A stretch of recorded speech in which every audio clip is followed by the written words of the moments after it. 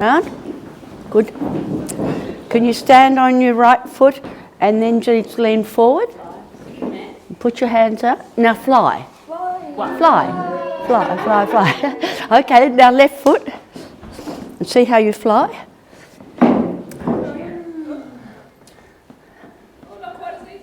Okay.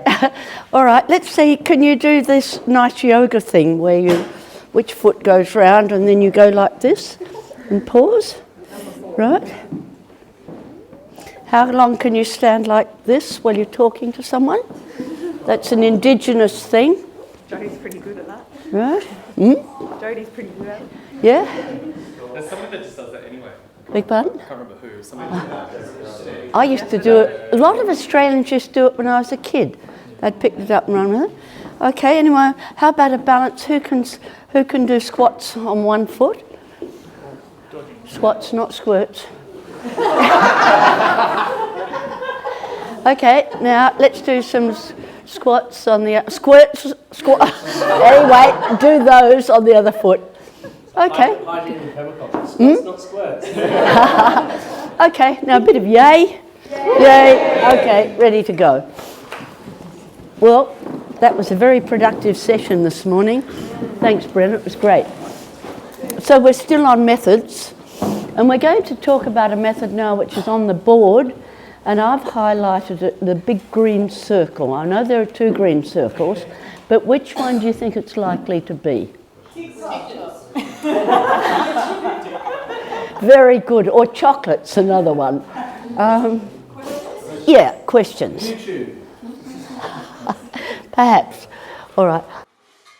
Why would questions be considered significant method? She asks. The secret. Let's make it easy. Who's ever asked anyone a question? Have you asked a question about something that's quite concrete, such as the name of a tree or a chicken? Right? What sorts of questions have you asked that are quite concrete? Yes, good one. Have you eaten? Yep. Excellent. Where did we start this course with the first day? What sorts of questions? What do you want to get out of the course? Yes, exactly. So when we're asking questions, there are two things happening. Asking the question causes the person to think. But you have to take people to that place gently, because you can't leap straight into what are the main diseases of chickens and what are the remedies. Because everyone will go, oh, how could I know that? Or how many people live in Iceland? What's the population and demographic? So being very careful with your questions is important. However, the other thing is to encourage your students to ask questions. Not because you want to be interrogated, but what happens when someone's thinking of a question? They're more present, they're listening. Terrific. Yep. They're assessing their knowledge, and you know what they don't know. Okay, so assessing. Where the gaps are. Yep. Considering. They're reviewing what they've already heard and shouldn't have.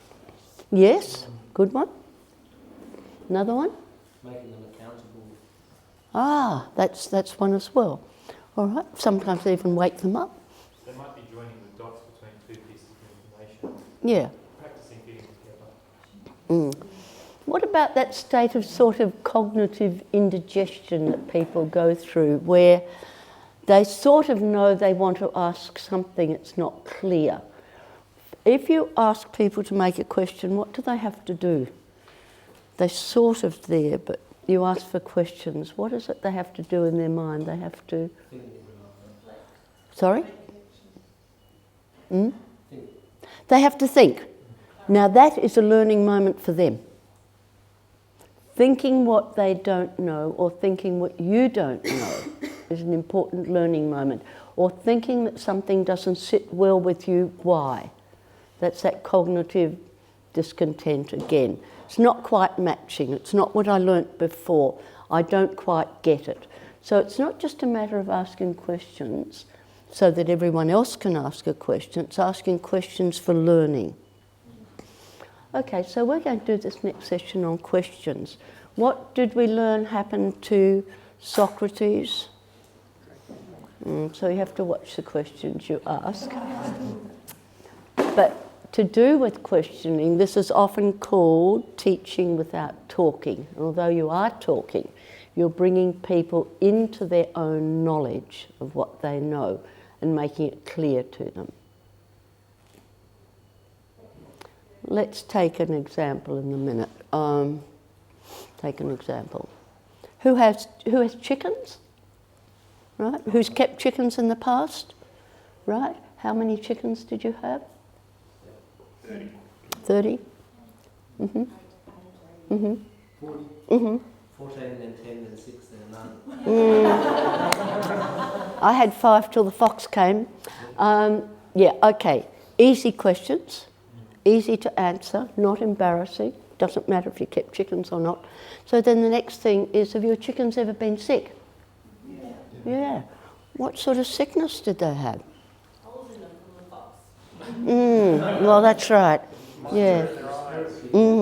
What happened, Charlie? Mites around their eyes. Mites around their eye. Stick fast plague.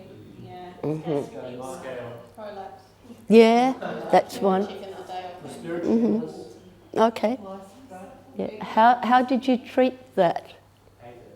Ate it. Buried her under the banana. Right. Okay, how can you prevent that happening next time? Better hygiene. Concrete floor of the coop. Right? Good? Moisture. Mm-hmm. Dust baths. Adequate nutrition. Mm-hmm. Close to health materials. Thanks, Wayne. So how much telling did I do? Right. That it's ideal to be able to question someone without interrogating your group through to learning and bringing out the group knowledge, and we'd love you to try it this afternoon. So let's have a little look. The art of questioning is one which grows.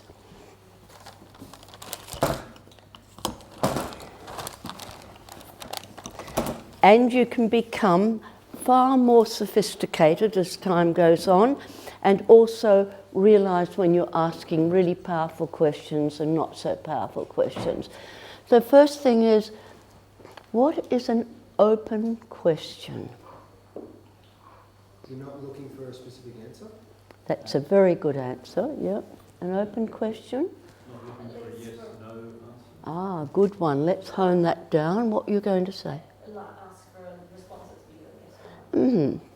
So can someone give an example of an open What is question? an open question?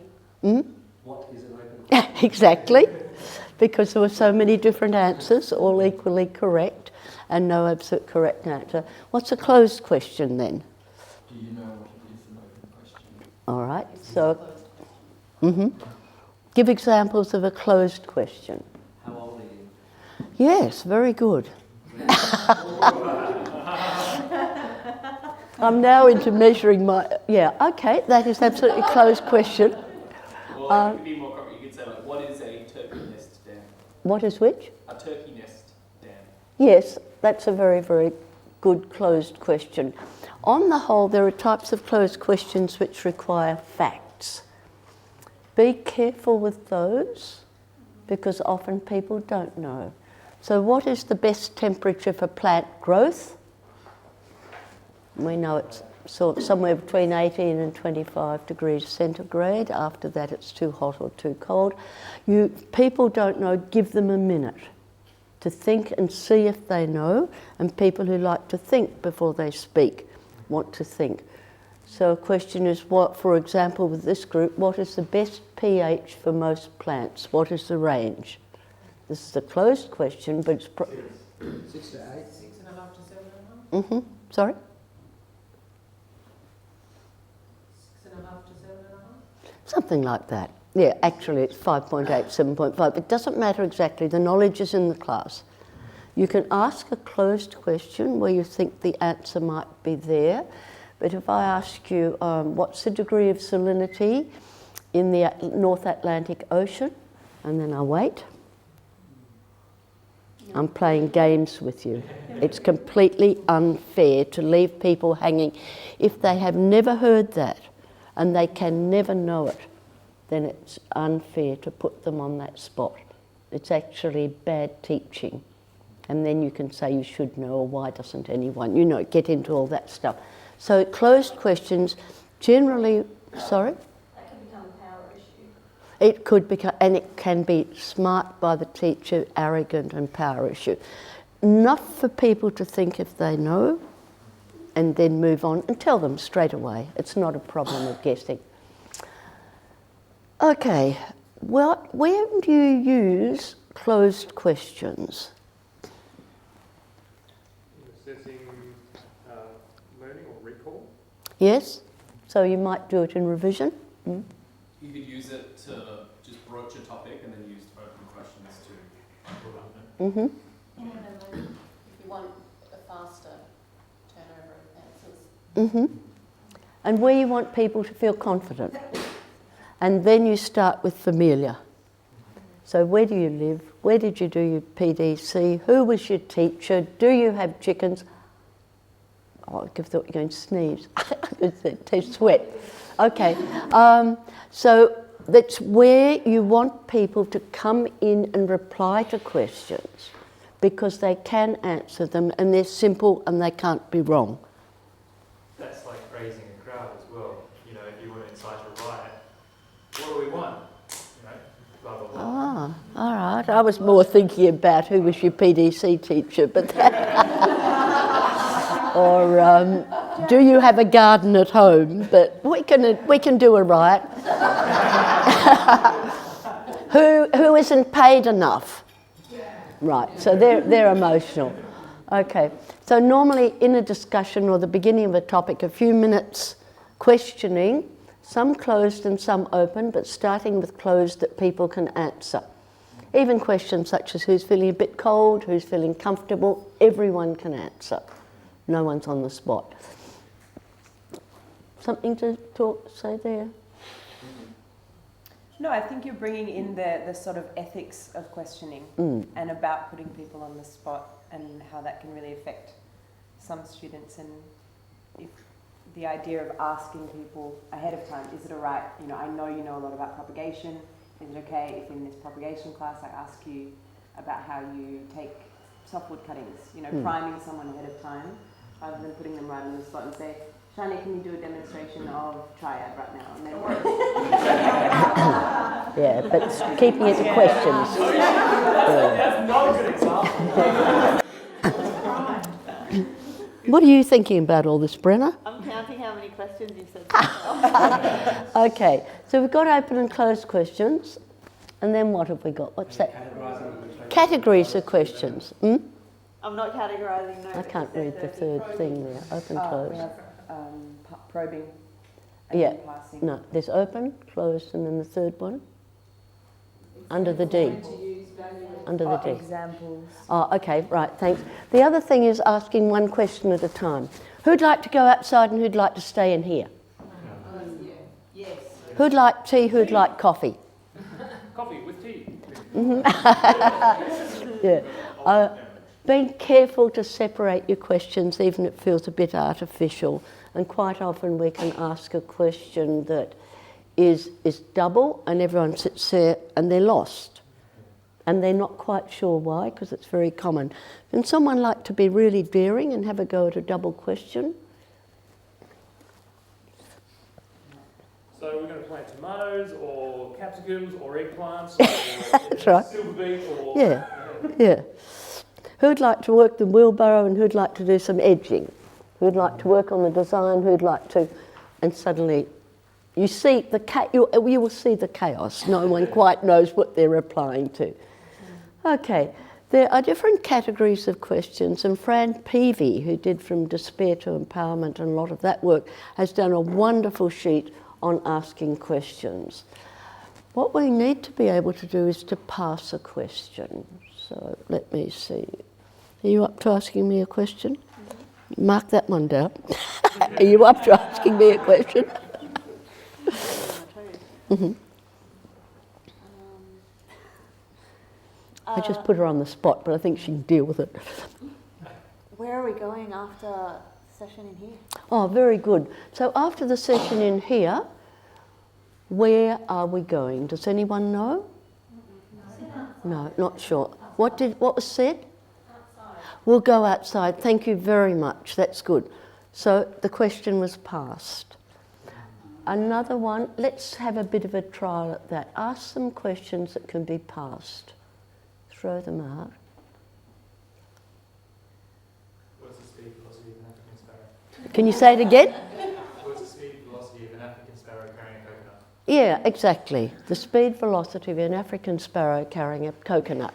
Well, the first things there were the people could know.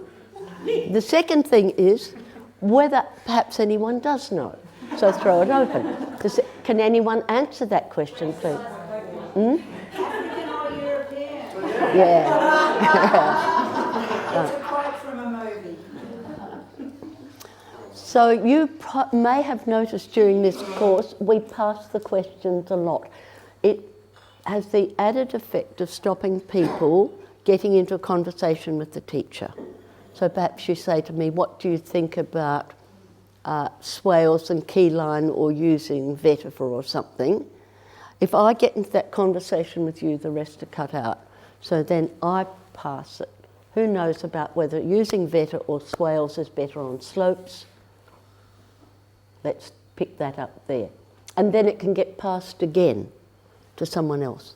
Is there a way to do that? If you have an expert in the class, on, say an engineer or hydrologist or someone, is there a risk of passing a question to someone who you think might have the answer, but then they actually don't?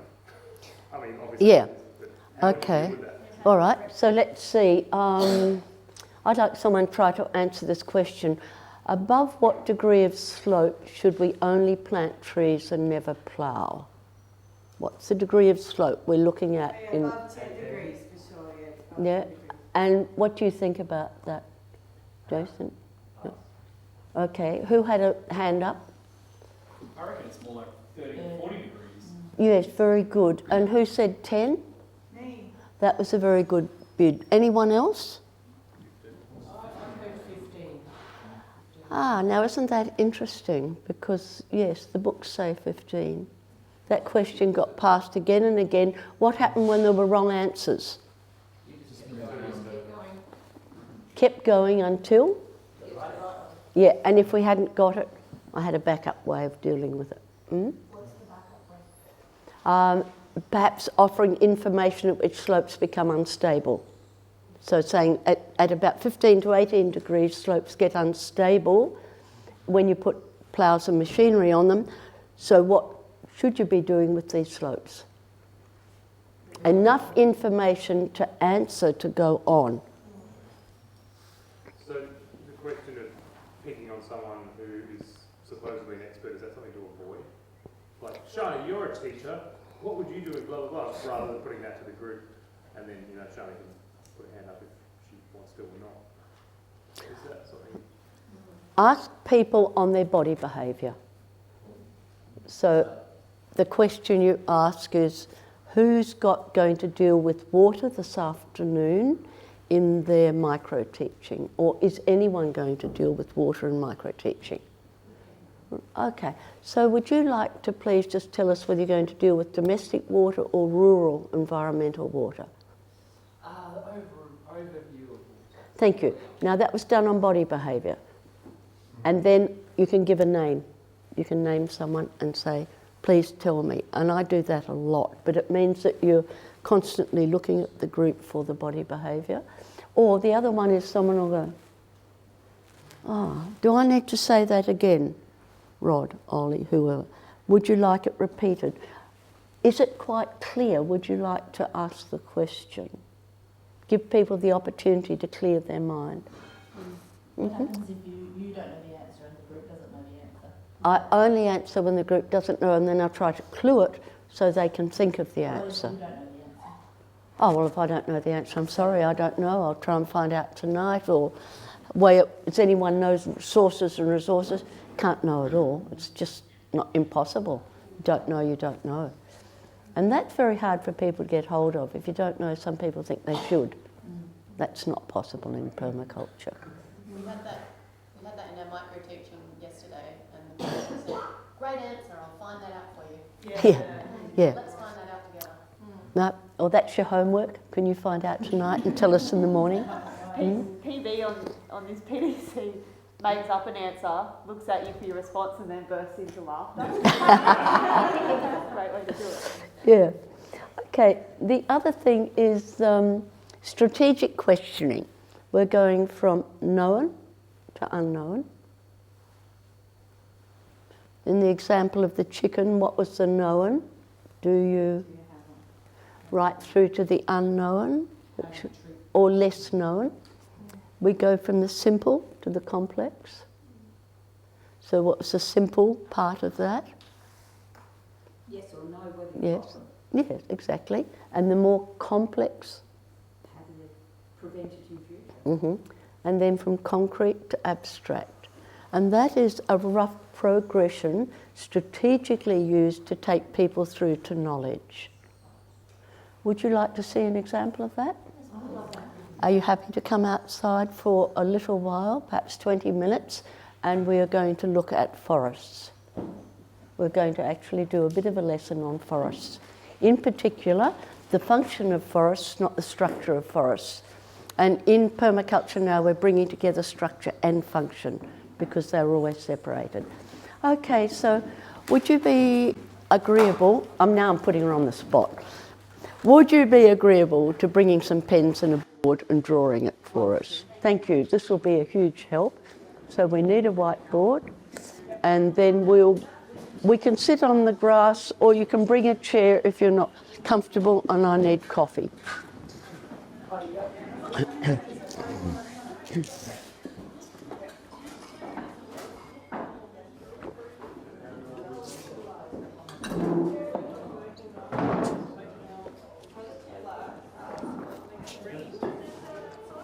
Okay, where's that poor Greta who suffers so terribly at having ready with the whiteboard. Has she?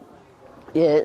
At having offered to sort of come and learn all this stuff, she's eternally mucked up because she needs more order and warning.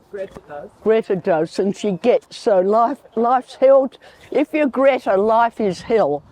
Poor old Greta. That's right.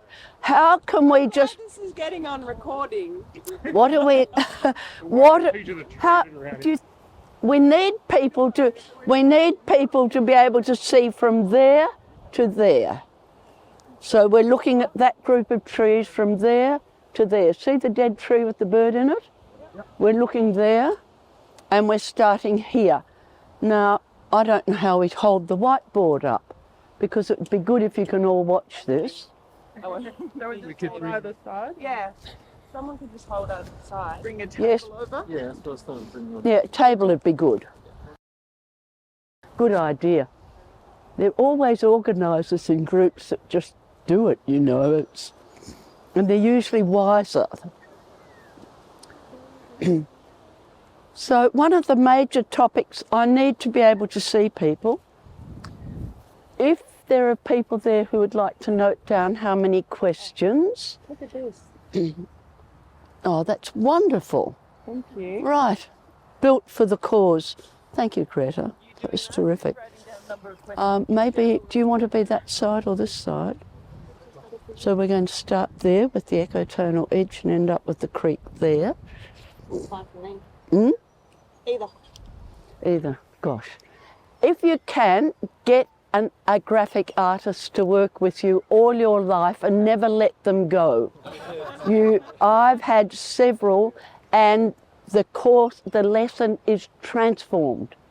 So we're using graphics to build a picture and questions to build the knowledge. So we've got two modes of learning happening here. Okay, is a tree a forest?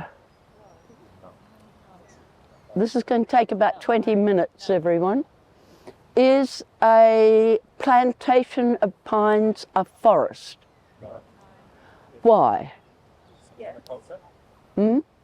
It's a monoculture. It's a monoculture. Right, so what do we ask a forest to be? Complex.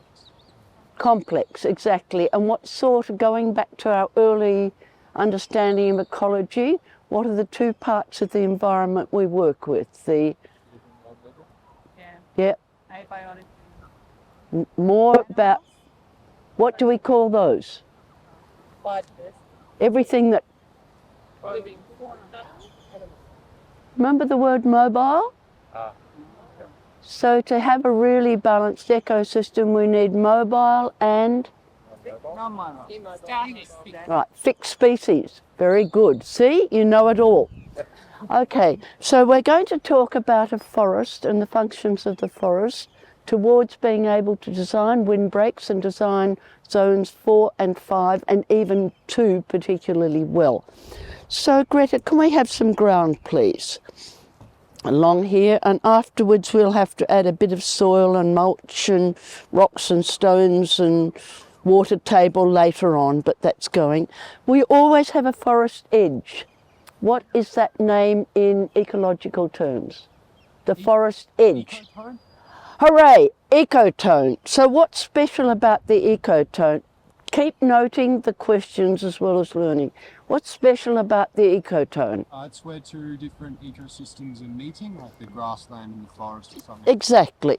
And when you're looking here, you can see there's bare trees over there, and then you've got this dense tree, I don't know what it's called, leafed almost to the ground.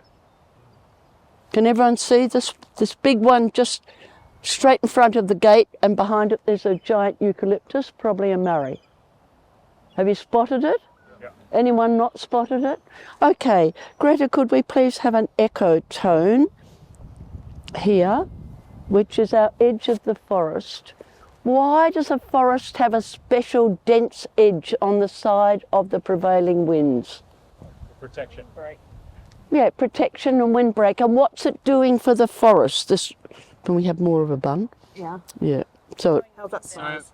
it has to come right to the ground. You asked why, but we've given like why in human terms. What's the purpose of it? But why does it come to be?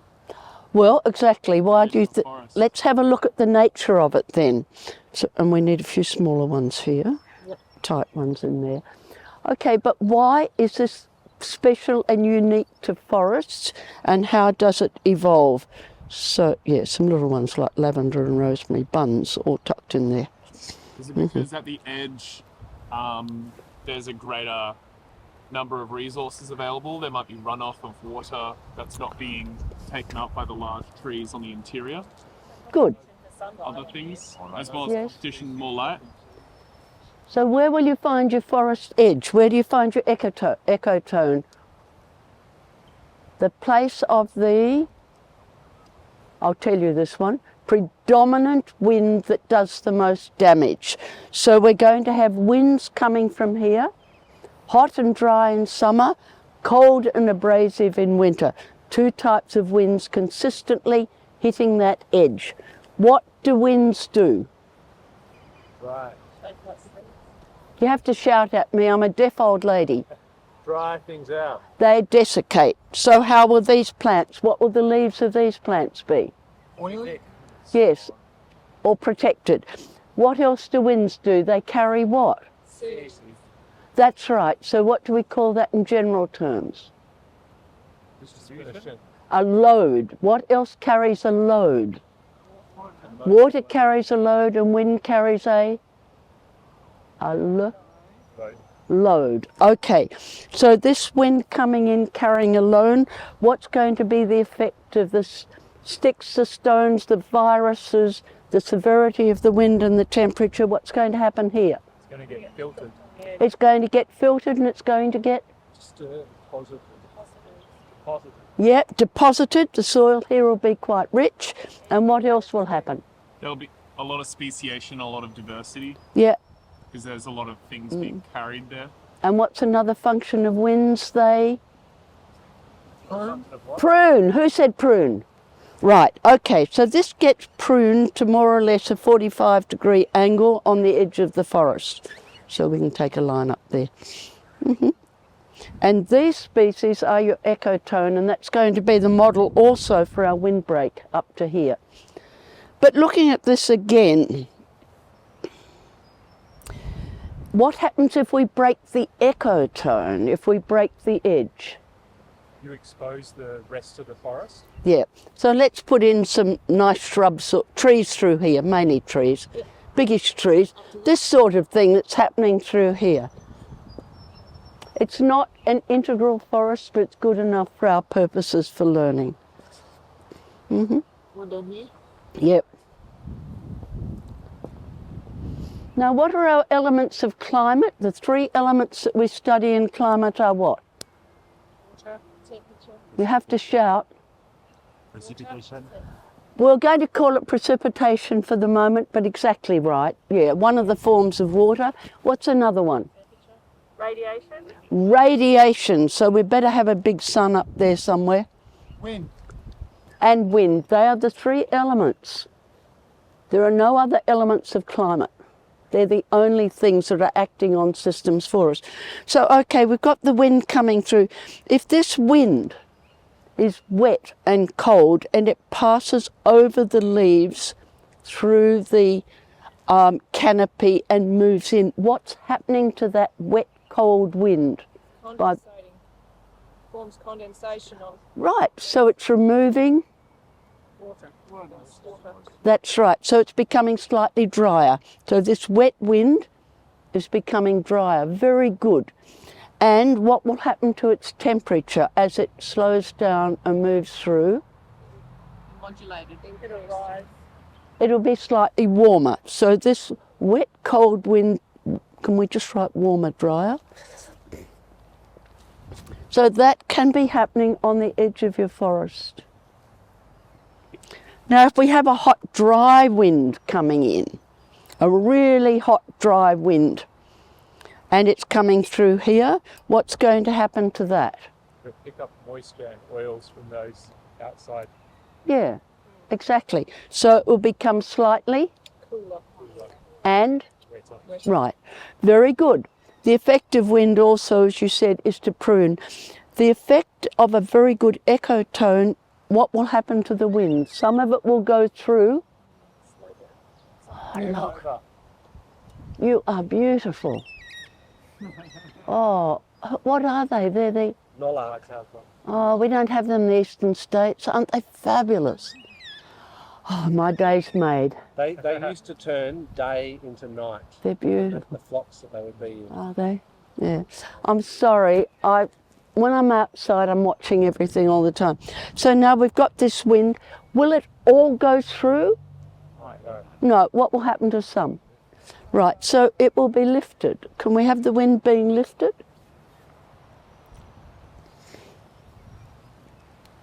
Very good. So we've got some coming through and some lifted. As the wind goes on over here, wind carries a load. What's some of the things in the load in the wind? Seeds. Dust. Microplastics. Salt. Microorganisms. Microorganisms, viruses. Can we just have a raindrop? Yeah. What is necessary for a raindrop to form? Particle of some kind. Must have a nucleus, mustn't it, in the middle? Otherwise the water won't form. This wind coming over the trees all the time, what's it picking up? Moisture.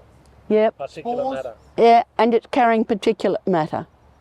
So wherever there's a forest, that wind will now become, by the time it's gone over the forest, will be some degree wetter, and it forms something you don't have to know, Ekman spirals, like that, further on, and it rains. So just somewhere out there it's going to rain, way out there somewhere. Are you? Well, that's good. Right, yeah. So it keeps going, and eventually because it forms spirals, it compresses and it rains further on. When they cut down the forests in New South Wales, the farmers got on their horses, rode into town and said, "You've dried out our country." Really angry, the farmers further on, it stopped raining further on. So what is the effect then in Australia of taking about 80% of all forests? Desertification. All right, let's have a look at the sun. So what's the sun, how's the sun acting on the forest? Provides energy. It's providing energy. What are we talking about energy? We're talking about gravity? No, heat for photosynthesis. Is it heat that provides photosynthesis? Okay, here the vocabulary is important. When we're talking about light, we must talk about light. So what is it the light does?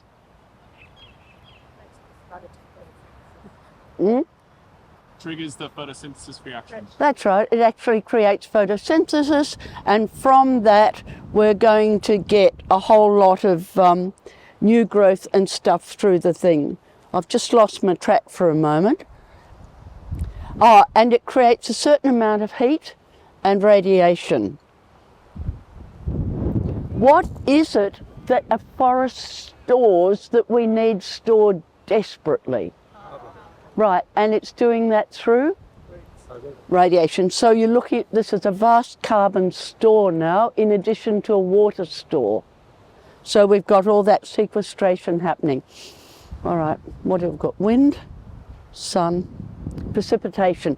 Let's have a look at what happens. The clouds form over here. Can we have some clouds? And when it first rains, what happens to the water? And they're raining. Yep. So when it rains on the forest, what's the effect? Cleans the leaves, it washes dust Yeah. off the leaves. Every leaf will be washed, probably before it hits the ground. It started raining now and there were no buildings. Where would you run and stand? Under a tree. Exactly, it's going to take a while for the rain to come. So now we have something called an interception level, which is the canopy, and that's going to intercept at least 15% of the rain in the leaves, in the bark, in the spider's webs, in the bird's nest, and it will be held in the canopy, right? And that's your interception. The rest of it, what is the speed and rate at which it moves through? Slower. Slower. Right, so now we find the other 85% is slowly moving into the ground. What does it absorb in first? What do we have on the floor? Leaf litter and mulch. Perfect. So that's going to pick up water. Then what will happen to the water? Get used by stuff. What was that, Kath? It starts to infiltrate and refill all the water interstices, and if we have enough, it goes where? Into the water table and aquifer. Terrific. That's very good. So you know all this, don't you? Then if it continues to rain and this is saturated, what will happen to the water? We need a creek down there, near you. Form a creek. Yeah, or it'll run to, can you take it down? Run to the lowest level of ground. Which will take it to a river or creek. So now the water starts to move off. When it gets near the river edge, what's the vegetation like? Dense. Yeah, what's the specific nature of its root systems on the edge of rivers? Fibrous or adventitious. Very dense, often ferns, or sometimes you have a wetland. What are the plants called in a wetland? Reeds. Right. Reeds of various types, also called macrophytes. And what are they doing? Slowing the water further. Slowing it and? Filtering. So what's going to happen to the mud and the crud and the diseases and it's going to be picked up by and grow into the... The riparian zone. Yeah, that's the riparian zone, is that. But what happens to the water, all that stuff that forms here? It's going to be absorbed and held. Yeah, it's going to be held. And how will... The niche would be to exploit that as like a source of nutrition. Be better not to. No, as in that's the niche that the Yeah, riparian zone is. yes, It's that's right. What's available. It's what's Yeah. available. And you use this knowledge when you're looking at land and repairing rivers, because you have to understand the whole of it. Now, when the water finally reaches the creek, what's its quality? How would you describe it? Mm? Who said that? Perfect. What do you think is the function of a forest ultimately? One of the major functions? To filter and? Yep, clean water. Is there any clean water where you have bare land or no trees? Really? Rarely, I don't think only glaciers, but that's not our normal thing. So therefore, understanding the function of the forest is to clean and filter. Also, just to condense it in the first place, to induce rainfall in the first place. But we'll just stay with this at the moment, and filter and clean the water. Let's see what happens when we take down the forest and we plough that land. What happens to our clean water? Right. So when you did global problems, global challenges, one thing you learnt about was the lack of clean water across the world. It's absolutely at knife's edge at the moment and is becoming a critical tipping point. When I grew up in Western Australia and went up Lesmurdy and we went up Kalamunda, we'd lie on the ground and drink from every creek. We'd be down there like this and never got a stomach ache or anything wrong with us. The waters were crystal clear right through those areas. So I'm measuring in my lifetime loss and change. So if we have to put back riparian zones, what's riparian mean? River edges again. If you can develop this buffering factor in your rehabilitation of creeks, you're contributing to? Water. Exactly. And if you have wetlands, restitute them if you can see they were there before. Okay. How many things did I actually tell you? Right. That's right. Nothing at all. Did anyone note how many questions? 76. Did you get? 80. Right. 80. So check out Quinlan. So the knowledge is in the group, and it's simply a matter of prompting. If people didn't come up with the word ecotone, I'd tell them. We also call it ecotone. Remind in global problems we do clean drinking water is a major world problem, right? Or how to use this. This is used for windbreaks, this is used for river rehabilitation, the knowledge. All right, thank you everyone. We're over to Greta, I think. I'm not sure of the program, but how did it help having Brenna drawing? How did it help being able to look up there and double check? Okay, thank you. Thanks, Brenna, that was gorgeous. Are there any questions about questions? Think for a minute. Think for a second about questions you might have about questions. Try asking the questions a learning opportunity for yourself to clarify something, to ask the right question, a good one. Shani. Is it ever appropriate to seed information into your group using another method first, so that there is, and then use that questioning summary like you did then, as a sort of review and revision and taking it to the next step? I'm just thinking about a group where they don't know a lot, or for me, I didn't know a lot, so I disengaged quite quickly because I just sort of went, I can't answer any of these questions. Mm-hmm. So what would have worked? What works for you then? If you don't know, what do you need? That would normally work for me, but I didn't have the input. So for me, if I knew we were doing that, perhaps some material first, or some sort of another method first, so a brainstorm or something, or a jigsaw or expert groups or something that would then allow me to have some information. We're talking about the questions or the topic today? Hear my questions?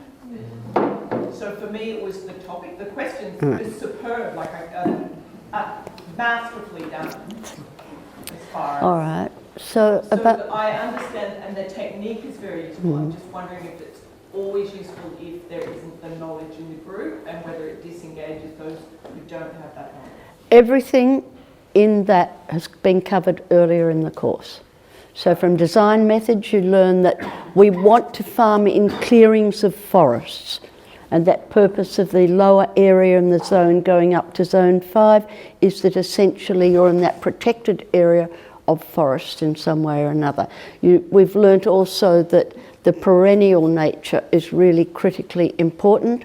We've learnt about photosynthesis, and we've done climate. So we've done precipitation, radiation and wind. So we're bringing them back again, and they'll come back again later in some other place. That was my question. So this was not the beginning of something, No. it was embedded Yeah. once there had already been some learning happening.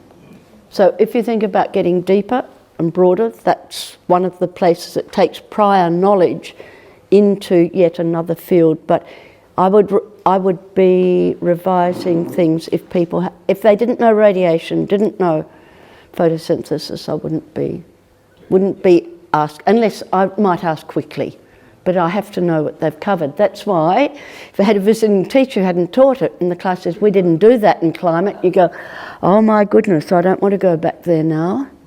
Mm-hmm. And you can use the questions to assess at the start. Like yesterday, Margaret, I asked questions and I went, cool, I'm changing what I'm teaching now. We know this bit's not here. So that would be really hard in a multi-teaching, what is it, not co-teaching, multi-teaching? Team teaching. Environment, unless you were really onto you. Unless you knew what the others were teaching, the vocabulary was there. Who else? Question about questioning? Someone thinking about it a bit? I feel as if, I don't know if this is me being insecure or my perspective or something wrong, but I feel as if I ask a lot of leading questions. How can you frame things? What's some just real basic like wording choices that can help someone rein in the leading questions? Like I'm really good at turning what should be an open question into a closed question. Yeah, and would you like a little bit of feedback? The questions that you asked took us slightly off track into riverine forests and coastal forests and their function, which is done elsewhere and earlier, and also into a depth of ecology that we don't do. So I'd be wanting that on the board and say, let's have lunch. Let's have lunch together and talk about it, because you're, in this particular area at this time, you're in advance of the knowledge. And that's cool, but also it isn't relevant for this class to have to know all that, and especially at this time. How, why and what are good starts? And if I can add something to that, when you're choosing your questions, knowing what answer you want to elicit, rather than asking a leading question that you may allow someone to go off in a different direction. Choose the question that you're asking based on the answer that you want. And so the example that Ro had outside was she knew exactly where she wanted that learning journey to go and what knowledge she wanted the group to have exposure to in that session, and so was able to ask the questions and fill in questions from the side to create that story of the forest. I appreciate what you mean in terms of creating that narrative. But when you say know the answer that you want in asking a question, that to me is like leading question. You know what I mean? Like that to me is what a leading question is, or rather I can't help but frame things as a leading question. Yeah. When I'm conscious of what I want the answer to be. Okay, that's not a bad idea. Yeah, so sometimes you want to Ro's leading us into knowledge, and sometimes you do want to elicit creative thinking and not knowing what's going to come. There's different outcomes to the question, and that comes back to the not your outcome. Why are you using questioning, and what's its purpose in this situation? Is it to draw out a set of knowledge that you want to draw out, or is it to open minds? Right, I noticed sometimes your phrasing was you would give one word and then ask what the other word is. So yes, this thing and kind of fill in the blank. question. Can I just add while Shani, you were writing down how many questions you were asking, right? I was noting down what questions you were asking because I was looking at the vocabulary and also the responses. So would this help a little? Is that what you were questioning? Like what questions to ask? Yeah, just specifically like the wording, the sort of how that sets a tone for the answer, how that tone affects the confidence of the students and their willingness to participate. I'm fully intending to like specifically around session up there, listen back and literally write a transcript. Like not to be weird about it, but like I just want to dissect your like word choice. Yeah, and as an extra side note, I felt like a student as well listening to you retell the permaculture story of what we were doing as a lesson and then trying to note this one. Totally training that. So she's dying to find out what your results were. So I just started, just beginning of your questions row was what's special about, and then whatever we were talking about. And then as a response was have you spotted it as to the group to do the, I guess the recall to make sure that they're understanding. And then straight afterwards was anyone not spotted it? And then why, what's it doing? And if you, what does something mean? What will happen? And I liked the comment, see you know all this, don't you? And then directly after that, linking the responses to a real life example so they can relate it back to their own lives. I also noted down your finishing comments, so saying right, very good, and I'd like to add to that list. And also when there were some questions that didn't answer, or the answers were extensions, you'd say, well, we'll stay with this at the moment, and then I've just noted in about the let's have lunch and discuss further, because I think that's a really lovely extension to do with students. And that's it, I've got more space to add more stuff. Oh, yeah. Thank you. Wow, how's that for appraisal? We were going to revise appraisal, we probably don't need to anymore. Some of the key things were making sure people understand your vocabulary. If you hit one word they don't know, they stop learning and listening. I think I should know that. What does it mean? I'm not quite sure. But also understanding that students are sometimes not very clear about radiation. Radiation is not temperature, it's pure light. And then what happens to it can be something else. So having those concepts clear in your mind, and I wasn't teaching them, but just correcting so that that was enabled there. Okay. All right.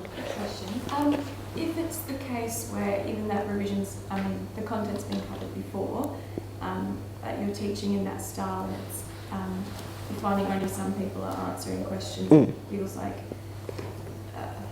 how do you differentiate between people just not wanting to speak up or not keeping up? Do you ever throw it back and say that's good from someone else, or how do you manage that? I'd be looking for body behaviour. Okay. But also I wouldn't do that for an hour and a half. Everyone go, hey, you know, police interrogation. This is too hard. So it's done at certain times and places. But it is also a main method for using in ways that people don't feel interrogated and enabled. So who knows what radiation is and how does radiation work? And when people say, oh, it's heat, you say, well, when you're up in a plane, it's minus 50 degrees. What's the radiation? You know, how come it's cold up there? Why do we, you know, is the sun heat actually reaching us, or is it light? So you can ask questions to clarify. And some people like to listen, and we're looking for people who'd like to speak.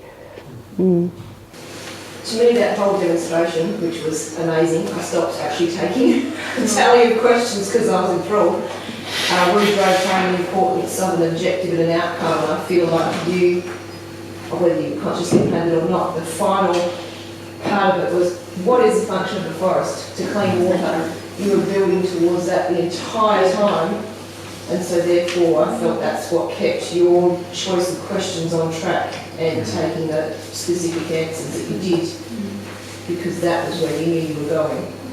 today I have carbon sequestration in there very strongly as well. Yes. Because years ago when that was first brought up in permaculture, it's all about function of forest is clean water. With that carbon sequestration now, you know, someone said if we all planted 10,000 trees, we can hold back accelerated climate change. So it's only 260 trees. It's only 260.